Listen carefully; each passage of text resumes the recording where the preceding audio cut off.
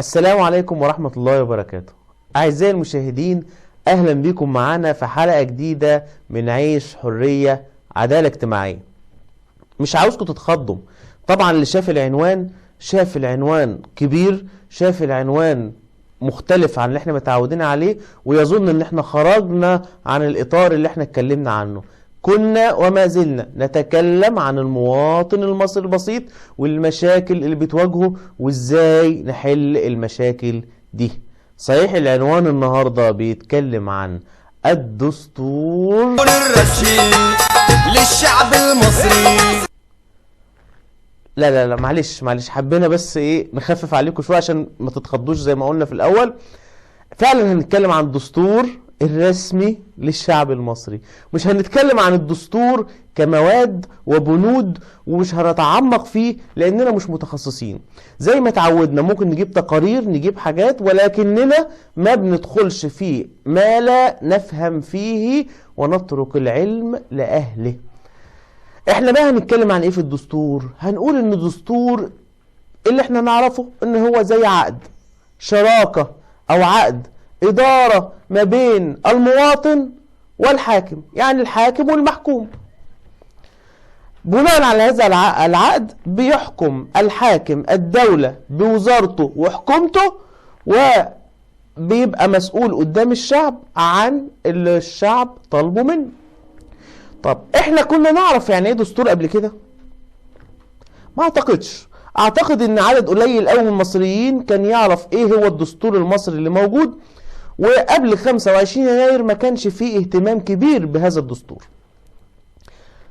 يمكن بعد ما بدأت الدعوات ل 25 يناير بدأت ناس تقرأ، ومنهم أنا قبل 25 يناير، وبدأنا نشوف ايه هو الدستور وبيتكلم عن ايه، طب ايه اللي ممكن يتغير، ونسأل ونعرف ونشوف. بعد كده بدأنا نحط ايدينا على الأخطاء اللي في الدستور بعد ما الناس اتفقت بناء على الكلام اللي اتقال من خبراء وفقهاء دستوريين وقانونيين. وكانت التعديلات الدستورية في 19 مارس، ودي بداية الاختلاف، دي بداية الفرقة والافتراء وتقسيم الشعب المصري. التقسيم المشكلة مش في الدستور، المشكلة في ثقافة الشعب المصري. ما عندناش ثقافة الاختلاف في الرأي. المواطن البسيط وقف ما بين نعم لا. طب ليه نعم؟ طب ليه لا؟ حد قال لنا ليه نعم؟ حد قال لنا ليه لا؟ لا. اللي كان بيطلع يقول قول نعم قول لا. يقف حد يقول من أجل الاستقرار، نعم. من أجل الشريعة، نعم. واحد تاني يقول من أجل مستقبل مصر وشباب مصر، لا. طب يا جماعة الصح فين؟ هل دول مش وطنيين؟ هل دول مش مسلمين؟ ايه الوضع؟ مش فاهمين. المفترض في الأوضاع اللي زي دي ان احنا نبدأ نقرأ. هتقول لي طب ما اعرفش اقرأ. ما اعرفش اقرأ؟ لا، حاول حد يقرأ لك، واسأل أهل العلم. أهل العلم في المواضيع دي هم الفقهاء الدستوريين والقانونيين، يعني مستشار، محامي، وهكذا. طب اسمع لمين؟ اسمع للي هيفهمك من غير ما يوجهك، لا يمين ولا شمال، لا شرق ولا غرب. طب بعد ما اسمع منه استفت قلبك ولو أفتوك. تبدأ تقيم وتقارن وتشوف هل المواد اللي موجودة دي في مصلحتي ولا مش في مصلحتي؟ هل تفيدني كمواطن ولا ما تفيدنيش؟ هل هتحقق لي العيش والحرية والعدالة الاجتماعية ولا مش هتحقق لي؟ هل هتحافظ على أمن بلدي ولا مش هتحافظ؟ هل هتعيشني فعلا مستقر ولا مش هتعيشني مستقر؟ هل هتطلع بيا للأمام ولا هفضل محلك سر؟ ده كله من جوه الدستور. انت اللي بتحكم، انت اللي بتقيم. طبعا الدساتير بتتكتب عشان تقعد سنين. الدساتير بتتكتب عشان تقعد سنين، تقعد 100 سنة مثلا.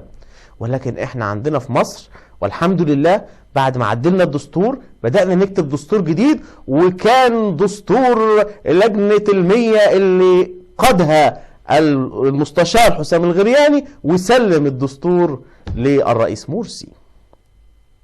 وقتها كانت أيضا الدعوات بنعم ولا. تعالوا نشوف كده اللي قالوا نعم كانوا بيقولوا نعم عشان ايه؟ بينهم الصناديق وقالت الصناديق للدين نعم نعم نعم نعم. الدساتير قالت للدين نعم، الصناديق قالت للدين نعم. هو الدستور كان استفتاء على الإسلام ومش إسلام والعياذ بالله. الدستور بيتكلم عن عقد. أنا رايح أجر محل، رايح أشتري بيت، رايح بعمل أي صفة إيجارية أو بمتلك شيء، بعمل عقد ما بيني وما بين فرد تاني. هذا العقد في بنود يوافق عليه يا ما وافقش. احنا عندنا دساتير ثابته في الحياه زي القران. هو القران دستور، لكن اذا تداينتم بدين فاكتبوه. احنا بنكتب البنود اللي بتظبط العقد ما بيننا وبين الحاكم، طبعا بما لا يخالف الدستور الاصلي.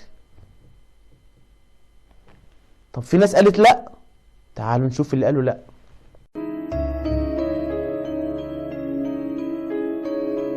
لا هقول لا لا لا لا لا لا لا طبعا لا لا لا هقول لا لا لا لا لا لا لا لا. طب مين الصح؟ نعم ولا لا؟ طب اللي بيقول نعم للدستور من اجل الدين ومن اجل الشريعة، طب هو الدين بيقول ايه؟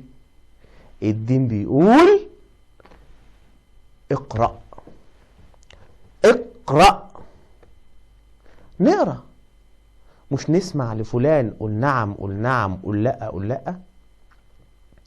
لا انا مع ان ده يطلع يقول لي نعم، ولا مع ان ده يطلع يقول لي لا. فهمني، انا مواطن مش فاهم البنود والتفاصيل، فهمني وسيب لي انا احكم. انا جعان عاوز اكل، طيب هتجيب لي السمكه وتقول لي كل، واحد تاني يقول لي لا بلاش سمك هجيب لك انا لحمه، واحد يقول لي اجيب لك فراخ. طب انا اكلت شبعت بعد كده جوعت تاني، هستنى لما حد يجيب لي حاجه تاني، ولا هو يجيب لي شغلانه يديني السمكه ولا يديني السناره، يديني الفرخه ولا يديني الكتكوت؟ يديني السناره عشان اصطاد واجيب سمك، ابيع اجيب فلوس ويبقى عندي اكل السمك وغير السمك. يديني الكتكوت عشان اربيه، تبقى عندي فراخ والفراخ تجيب بيض، ابيع البيض وابيع الفراخ واجيب فلوس، اكل فراخ وغير الفراخ. لكن مفيش ايه؟ مفيش توجيه. طب خلصنا من الدستور اللي جه من الاخوان ومشوا الاخوان، وبدأنا نكتب دستور جديد، وكانت لجنة المرة دي مقلصة إلى 50، وكانت بقيادة الأستاذ عمرو موسى.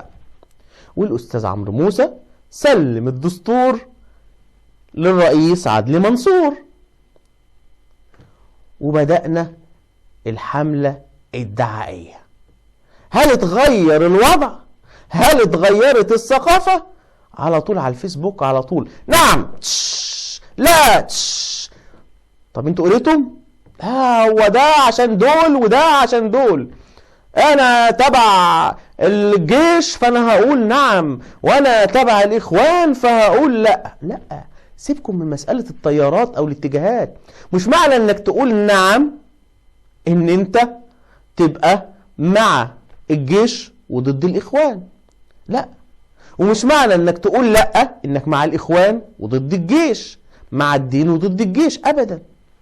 جيشنا فوق الراس مرفوع، وديننا فوق الراس مرفوع طبعا قبل اي شيء. طب هقول لكم على حاجه. النهارده في ناس خرجت في 30/6 ضد الاخوان وبتقول نعم، وناس خرجت ضد الاخوان وبتقول لا. طب مين فيهم صح؟ طيب والجبهة التانية حزب النور ممثل في لجنة الدستور، ووقف ممثل حزب النور وشكر بتوع الدستور على انهم احتفظوا بالشريعة الاسلامية.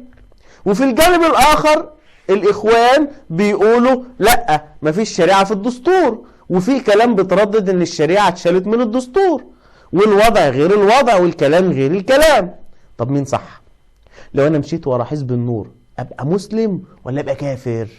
طب لو مشيت الاخوان ابقى كافر ولا ابقى مسلم؟ مين صح؟ انا تهت مش عارف اعمل ايه. اقرأ وارجع لاهل العلم وقارن، وفي الاخر استفت قلبك ولو افتوه. هو ده الحل. الحل في ايدك انت.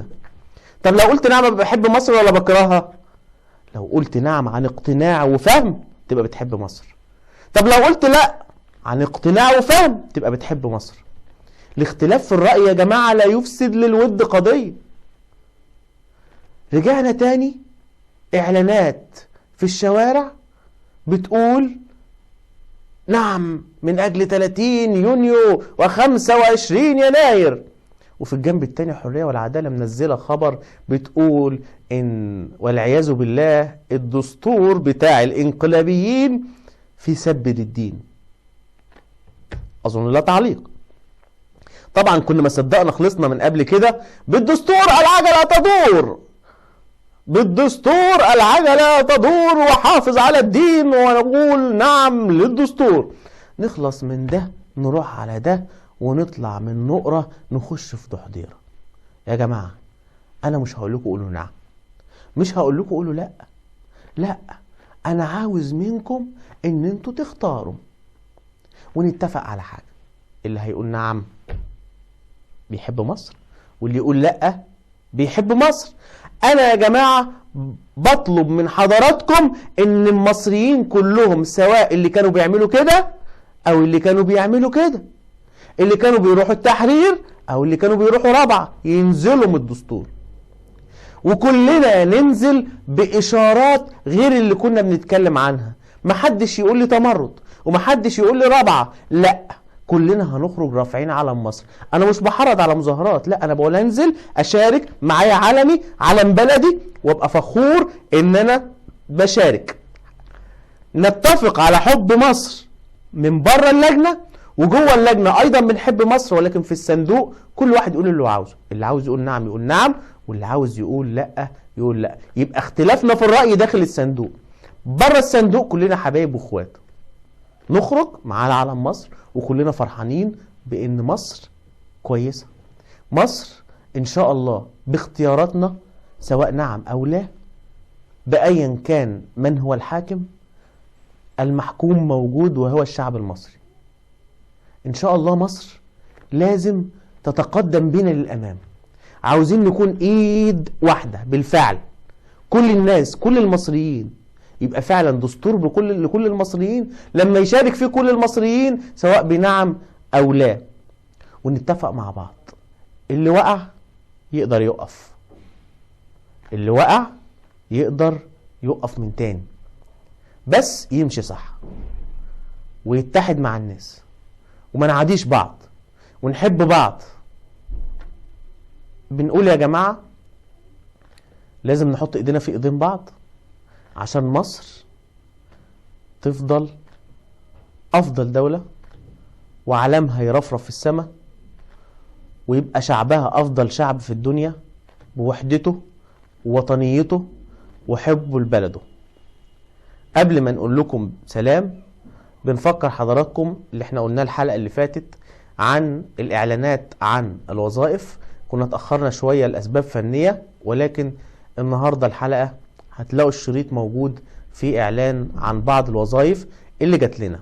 واللي عاوز يبعت لنا الاعلان المجاني عن الوظائف ممكن يبعت لنا على لينك صفحة قناة مجد على الانترنت، او لينك صفحة الاعلام الهاوي انور سالم، وان شاء الله اعلاناتكم تكون موجودة، ونساعد ايضا في نساعد الشباب في الحصول على الوظائف، وحرصا مننا على الانتاج. وان شاء الله مصر يعمها الخير والسلام. واخر كلام بنقول لكم سلام.